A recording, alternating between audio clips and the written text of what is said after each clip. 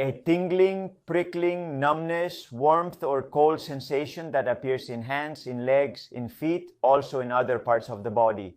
Indeed, without any apparent prior stimulus. Have you ever experienced this? When did it occur? What feelings have you had? Have you considered it important? Didn't you consider it important? Comment below. This feeling you've had is called paresthesia, and it's quite common, but it can also be behind many health problems that affect the nervous system. Today I'll explain why it happens and how paresthesias manifest. You'll see that it's more common than you think, and you've probably had paresthesias without realizing it or without knowing what they were. Firstly, I want you to know that we've all had paresthesias at some point, like when you fall asleep on an arm or when you're sitting and cross your legs and one falls asleep. This is due to the mechanical pressure generated on the superficial peripheral nerves by these forced postures when you fall asleep in a strange position. In short, we've all had this type of paresthesia. However, when these sensations persist over time without an apparent cause, there may be a medical condition behind it, and some are very important. What diseases or problems are we talking about? Well, there are many causes behind paresthesias or dysesthesias, which is perhaps a broader term. But most causes are usually related to a direct or indirect affectation of the peripheral nervous system. That is, the nerves that are responsible for collecting the sensitivity of your skin, which when damaged in some way send incorrect information to the central nervous system, to your brain, which interprets these sensations abnormally and is what produces those symptoms.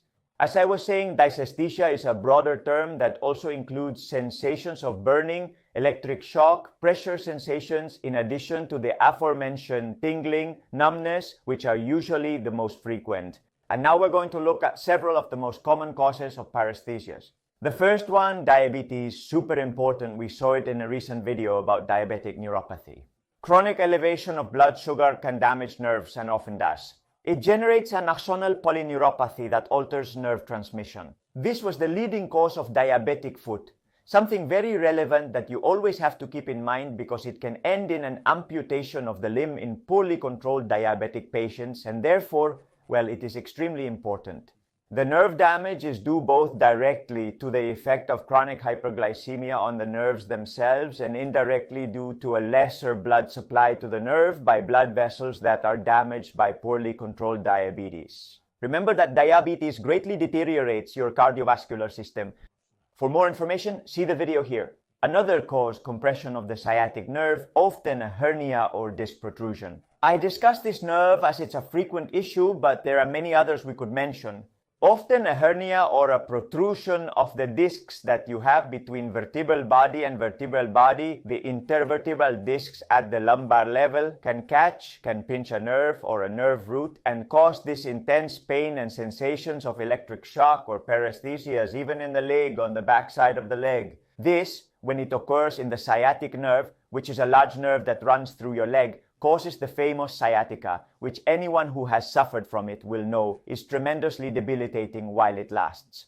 It is usually due to this, to hernias, to disc protrusions, and also to weakness of the core muscles, the abdomen, and the lumbar muscles. That's why it's crucial to work on it. But if it repeats very frequently, or if it does not improve over time throughout the weeks, an imaging test is important to see that there is no other more serious underlying cause.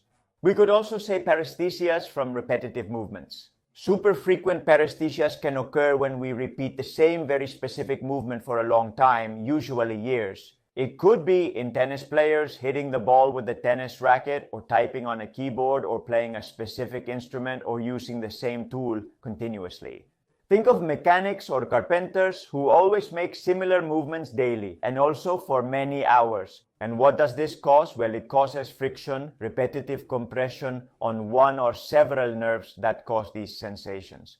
The treatment, of course, is to rest from that repetitive movement. Let's now talk about a very common problem, hypothyroidism. Nowadays, it is not at all common for this to happen because hypothyroidism is usually diagnosed and treated quickly, right? But if we leave it untreated, it is possible that a very significant decrease in thyroid hormones T4 and T3 can cause paresthesias. Yes, it's possible. After all, thyroid hormones are hormones that regulate your entire metabolism. When they are very low, the nerves are also affected.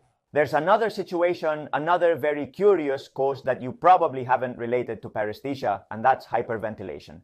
When do we hyperventilate? Well, we usually hyperventilate in situations of extreme anxiety, like panic attacks. We hyperventilate for a long enough time to generate respiratory alkalosis, that is, the pH of the blood rises a lot, and this causes those paresthesias in the nervous system, which of course are totally temporary, and when that hyperventilation passes, they decrease or disappear. Vitamin deficiencies such as B12 also exist.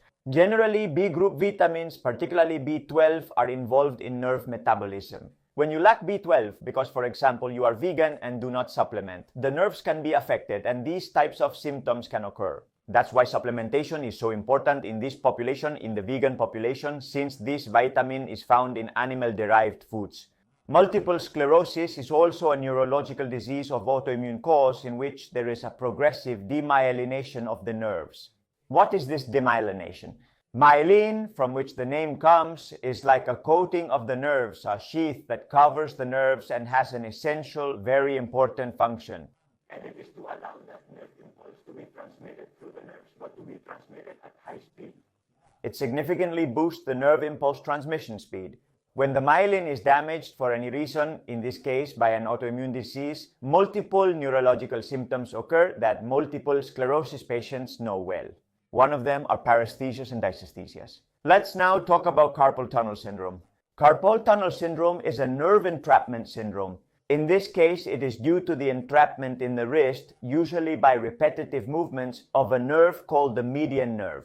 And that generates paresthesias in the fingers that allow you to pinch. And it can become very disabling. It is solved with surgery in most cases. Also, there are other causes, guys.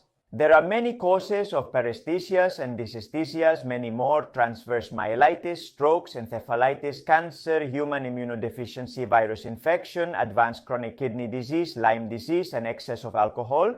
But before discussing them, I need to know your interest in this video, in this topic, to explain them thoroughly in another video. Let me know if you're interested in this topic in the comments below. Thanks for your support. See you in the next video. Big hug. Continue empowering.